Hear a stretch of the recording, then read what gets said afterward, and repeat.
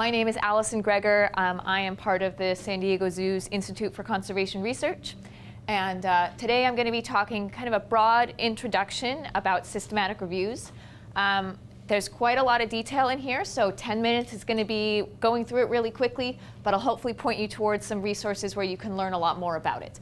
But basically we'll talk about why one would want to do a systematic review, what a systematic review is, and how you go about doing it. So, many people who study animal behavior, you're often focused on a single study organism, either in the lab or in the field, and that study organism may not be a species of conservation concern. But there's still a growing desire to want to contribute to conservation. And you can. You just may not be in that exact context. And so what we learn from our study organisms out in the field or the lab, as we heard about earlier through some of the other talks, that information can be really useful. It might be useful for a closely related species. It might be something that promotes a theory that's useful down the road. But in itself, on its own, one single study is very difficult to actually be used to change policy and conservation practice. And so conservation managers, just like the rest of us academics, deal with a problem that there are too many studies out there to actually go through and read. And to actually make our research count, we need to help get that information to managers in an easily digestible format and in a way that's accessible. And part of the issue is that for a lot of managers, time and resources are of real constraints, especially when dealing with insight that might be coming from parallel fields like animal behavior. So we have to do the job of bringing the research to them and doing it in a way that's actually going to be publicly available, not behind a paywall, and something that is as unbiased as possible. So that brings us to systematic reviews and systematic maps. Why would we do those instead of a traditional review? Now, traditional reviews can be very good for academic purposes, but if we're dealing with a topic that has had conflicting results in the past, or a topic that may have an outcome which would require a lot of policy input or a lot of resources, we really want to make sure that we're giving the best evidence possible. So, to get around those things, often traditional reviews don't just do the job, because traditional reviews can be biased. They're not all biased, they're not all wrong, but there are ways that bias can slip in. So traditional reviews suffer from publication bias at times. And that is just simply the unfortunate truth of a lot of academic journals prefer to publish results instead of null results. And so that means the pool of studies that we're using for our evidence can be biased. Then within the process of actually selecting from that pool, we can have biases in terms of the search terms that we use, whether there's just a popular term that we're missing or whether we're missing a piece of jargon. We can also be biased in the different databases that we look at, and the institutional access that we use to get into those databases will really vary and determine what papers you're going to get out for your review. And then beyond that, once you have your selection of studies, we can fall prey to analytical biases. Now, meta-analyses are some tools that one can use to try and do this in a stricter way. However, it is also often times down to subjective decisions at the end. And so unless that is conveyed and decided ahead of time, there can be personal biases that slip in. Of maybe I'll look into this effect, maybe I'll look into that one, late in the game when you actually have the data in front of you. Additionally, when we come up with traditional reviews, sometimes we may be coming from an academic perspective. And what we think is the most interesting, even if we're looking for an application, may not use the right jargon and it may not take the right approach, even in how we formulate our question, to be something that's going to be applicable to a manager who might want to use it. So for that, we can have, even if we're trying for an applied question, we may not have an applied outcome. So this is a similar problem that other fields have faced. The field of medicine had a similar issue as well, and they have turned to systematic reviews to help revolutionize evidence-based medicine. And so there are a number of groups out there trying to do that with environmental evidence, to make it more accessible, to make it more transparent, and to make it less biased, so that we can have more evidence-based outcomes.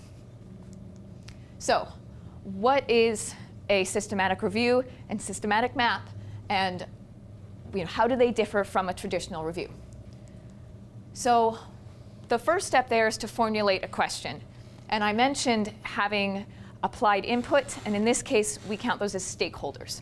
So stakeholders can be land managers, they can be federal agencies, they can be other academics that may have a different perspective on the same topic. But actually starting from the very beginning, before we go through any of the process, is to figure out what is the most important question that we can be answering with the topic we want to research. Then a systematic review actually goes through a peer review process at the methods stage. So in systematic reviews, you call it a protocol, but this is actually a document that explains every step of your methods along the way. And this is peer reviewed and published in an open access format before you even start collecting all of your research. Now, when you do that, writing that protocol document, you do want to run some little pilot searches so you have an idea of what your output will look like, but you need to think through every stage from what metadata you want to collect on your studies and how you want to structure the review. And there are a number of resources to help write a protocol document and think about the things that you need at that stage. One other way that traditional reviews differ from systematic reviews and maps is that you also search beyond the academic literature. You look into gray literature sources. Now, when we're talking about conservation outcomes, oftentimes the evidence is not academically published.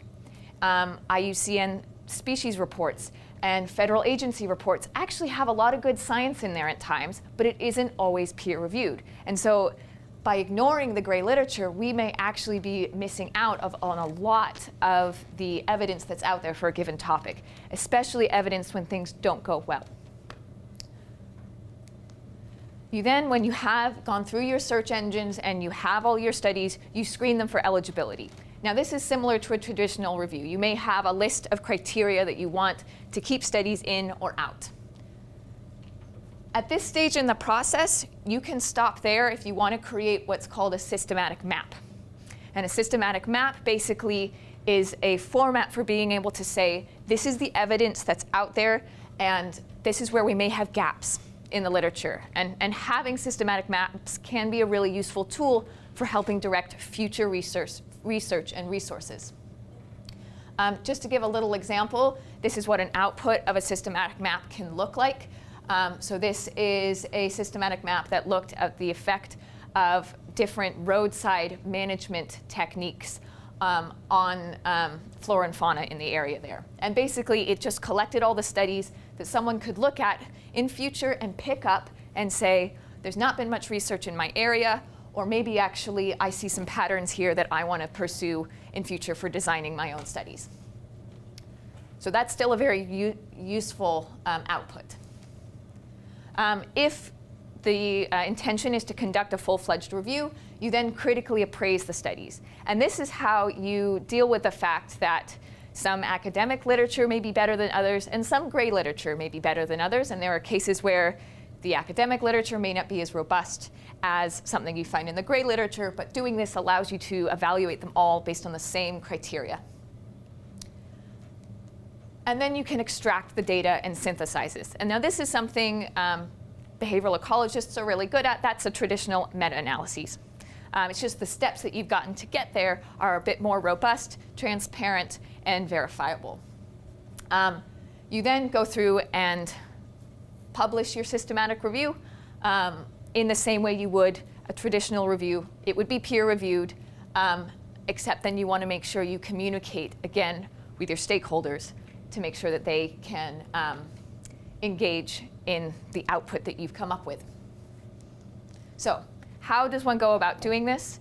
I've put up a plug here for the Collaboration for Environmental Evidence because they have specifically taken the format of systematic reviews that are used in medicine to actually be used for environmental evidence, and that involves all areas of conservation.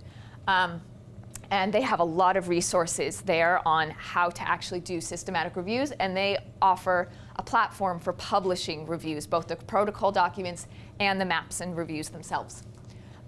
They also have come up with these reporting standards. They call them ROSES. It's a really simple document that goes through step by step everything you need in a review. You also, let's see if that goes back. You also want to engage with stakeholders. Misty gave a great talk earlier about how we find different people to be involved in the research, and this is absolutely key before you start a systematic review to make sure that the output that you're going to create is maximally useful for the people that need it. I've also put a couple of little online resources here. Predictor.org is a place where you can go to estimate the time it may take to run a systematic review. And then Kadima is an open source software that actually runs you through the process of collecting studies, critically appraising them, and helps you really easily do intercoder reliability when you're screening studies. So overall, as a summary for a lot of this, systematic reviews are a lot of work, but your output is going to be the best it possibly can be. There might be some questions that behaviorists are trying to answer that may not be appropriate for a systematic review, but there may be still some elements of the systematic review process that can be used to make the research outcomes more robust.